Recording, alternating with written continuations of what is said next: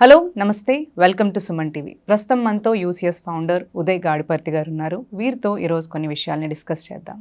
నమస్తే అండి. Hello. So ఇప్పుడు మనకి నార్మల్గా జనరల్లో స్టూడెంట్స్ ఇప్పుడు ఎవరైతే పాస్డ్ అవుట్ ఉంటారో, మనకి బీటెక్ పాస్డ్ అవుట్స్ ఉంటారో, సో ఫైనల్ ఇయర్స్ వారికి క్యాంపస్ సెలక్షన్స్ ఉంటాయి. సో ఆ టైంలో వాళ్ళకి జాబ్స్ అనేవి వస్తూ ఉంటాయి. సో వచ్చిన తర్వాత కూడా వాళ్ళ లెవెల్ ఆఫ్ జాబ్స్ అనేవి బీపీఓ లెవెల్ లేదంటే కాల్ సెంటర్ జాబ్స్ లాగా ఉంటాయి. అండ్ ప్యాకేజెస్ కూడా అంతగా ఉండవు అనమాట. సో ఇలాంటి వాళ్ళు ఎవరన్నా మీ దగ్గరకు వస్తున్నారా అంటే లైక్ సజెషన్స్ మనకి ప్యాకేజెస్ పెరగడానికి కానీ, లేదంటే ఎలాంటి కోర్సెస్ వాళ్ళు చేయాలి అనే దాని గురించి మీ దగ్గర ఏమన్నా రావడం జరుగుతుందా? ఇక్కడ ఏంటి అంటే చాలామంది స్టూడెంట్స్ టైర్ 2 కాలేజెస్లో చదివిన వాళ్ళు, టైర్ 3 కాలేజెస్లో చదివిన వాళ్ళు, వీళ్ళు ఎలా ఉంటారంటే అప్పటి వరకు ఇన్కమ్ ఉండదు, సడన్గా జాబ్ వచ్చింది, శాలరీ వస్తుంది అనగానే ఎటువంటి జాబ్ అనేది వాళ్ళు అసలు పట్టించుకోరు. అది సాఫ్ట్వేర్ జాబ్ అని అనుకుంటారు కానీ ఆ కంపెనీ బ్రాండింగ్ చూసి పెద్ద కంపెనీలో జాబ్ వచ్చిందని అనుకుంటారు కానీ ఆ జాబ్లో రెస్పాన్సిబిలిటీస్ ఏంటి ఇవన్నీ ఏం పట్టించుకోరు. ఎలా ఉంటుందంటే ఇంటి దగ్గర పేరెంట్స్ మంత్లీ ఎక్స్పెన్సెస్కి పంపిస్తారు కాబట్టి తీసుకుంటారు, అట్లా రన్ అయిపోద్ది. సడన్గా మనకి జాబ్ వచ్చింది అనగానే ఆ కంపెనీ నేమ్ గుర్తుపెట్టుకుంటాం, ఈ కంపెనీలో జాబ్ వచ్చిందని అనుకుంటాం కానీ ఆ కంపెనీలో జాబ్ రోల్స్ ఏంటి, రెస్పాన్సిబిలిటీస్ ఏంటి అనేది ఎవరు పట్టించుకోరు. నేను ఆల్రెడీ ఇంతకుముందు ప్రీవియస్ ఇంటర్వ్యూలో చెప్పున్నాను.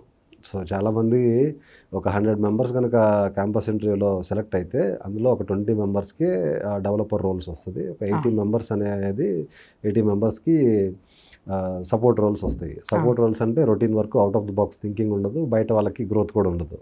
ఓన్లీ డెవలపర్స్ ఏంటంటే వాళ్ళకి out of the box thinking ఉంటుంది, రొటీన్ వర్క్ ఉండదు వాళ్ళకి అంతా కూడా డెవలప్మెంట్ వర్క్, కోడింగ్, తర్వాత పోతే ఒక మంచి గ్రోత్ ఉండే ఏరియాలో వాళ్ళు ఉంటారు. సో ఇదేంటి అంటే కొంతమందికి బీపీఓ జాబ్స్, కేపీఓ జాబ్స్ ఉంటాయి. ఇవి ఎలా అంటే voice support, non voice support, routine work. ఇది టెక్నికల్ సపోర్ట్ కంటే బిలో లెవెల్ ఉంటుంది. సో టెక్నికల్ సపోర్ట్ కంటే బిలో లెవెల్ అంటే వీళ్ళకి 10 years వర్క్ చేసినా కూడా 30,000, 40,000 అంతకు మించి ఉండదు. సో ఒక 40 years ఏజ్ వచ్చిన పర్సన్కి 40,000 తోటి ఈ రోజుల్లో ఫ్యామిలీ రన్ చేయాలంటే అది డిఫికల్ట్ టాస్క్ అది. సో అటువంటి వాళ్ళు మన దగ్గరకు వస్తూ ఉంటారు.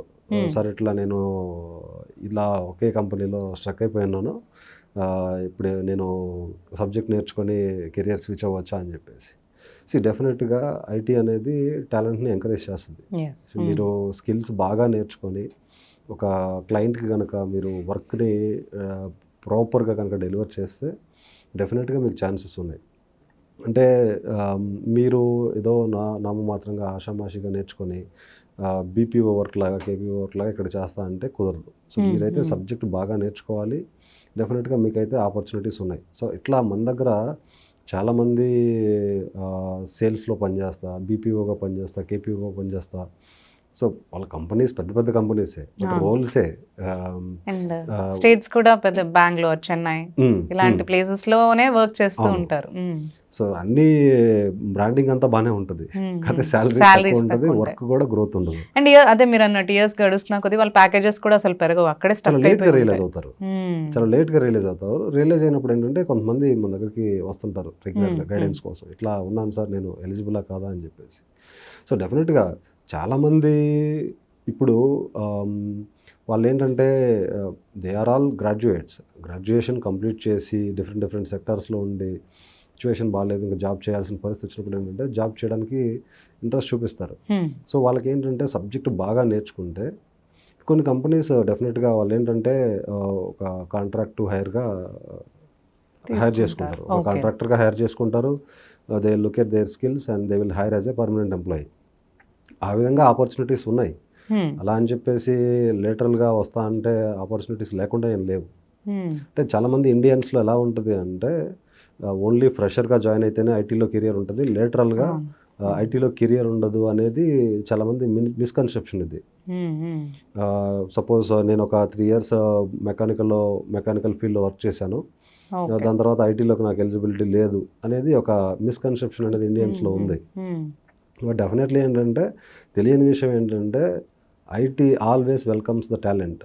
సో మీరు ఇంకొక విషయం ఏంటి అంటే చాలామంది వాళ్ళకి మంచి స్కిల్స్ ఉంటాయి, బట్ ఆ స్కిల్స్ని ఏంటి అంటే వాళ్ళు రైట్ వేలో యూస్ చేసుకోరు.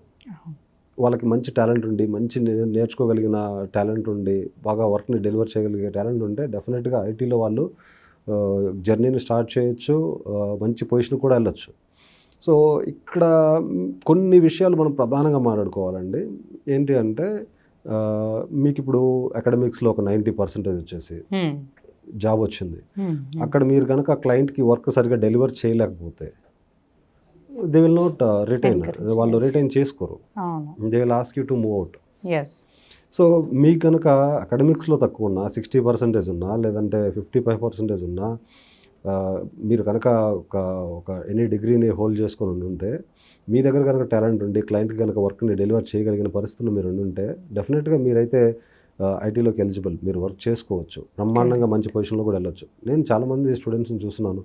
నా స్టూడెంట్స్ చాలామంది ఇప్పుడు మంచి పొజిషన్లో ఉన్నారు, వాళ్ళు మంచి లగ్జరీ లైఫ్ లీడ్ చేస్తున్నారు. ఓకే, అంటే అదే మీరు స్టార్ట్ చేసినా కానీ ఒకవేళ మీరు అదే జాబ్ అదే దానికి స్టక్ అవ్వకుండా ప్యాకేజెస్ పెరగనప్పుడు ఇలాంటివి స్టార్ట్ చేయొచ్చు. బీపీఓలో కేపీఓలో ఎక్కువ కాలం ఉండటం అనేది అది లైఫ్లో గ్రోత్కి అనేది అదొక ఆబ్స్టికల్ లాగా ఉంటుంది. సో వాళ్ళైనా కూడా మళ్ళీ మీరు ఇలా స్టార్ట్ చేయొచ్చు. సో వాళ్ళు కూడా ఐటీలోకి ఎలిజిబుల్ ఉంటారు. మన దగ్గర చాలా మంది స్టూడెంట్స్ మన దగ్గర అలా వచ్చి మంచి పొజిషన్లోకి వెళ్ళిన వాళ్ళు కూడా చాలా మంది ఉన్నారు. వాళ్ళకి సజెస్ట్ చేసిన వాళ్ళు గ్రోత్ తీసుకుని గ్రోత్ ప్యాకేజ్ అయితే పెరిగిందంటారా? అండ్ వాళ్ళ కెరియర్ కూడా they all have to keep their efforts అండి. వచ్చి డైరెక్ట్గా నాకు కంపెనీలో జాబ్ కావాలి అంటే అది ఎవరు చేయలేరు. ఎందుకంటే we training institute we share the knowledge, we share the experience. So ఒక ఎంప్లాయీకి కావాల్సిన నాలెడ్జ్ని, ఎక్స్పీరియన్స్ని మేము షేర్ చేస్తాం. So we don't own the companies just to blindly give the offer. So we have talent, we have expertise, we have expertise who can share their knowledge and experience. We will share that knowledge and experience so that you can gain that knowledge and you can bloom. అది తీసుకొని వాళ్ళు స్వతహా వాళ్ళ efforts పెట్టి వాళ్ళు work out చేస్తే దానిపైన ఉంటే డెఫినెట్గా వాళ్ళకి కూడా మంచి గ్రోత్ ఉంటుంది. దే కెన్ గో హెడ్ అంటారు విత్ దిస్. ఓకే అండి, థ్యాంక్ యూ సో మచ్.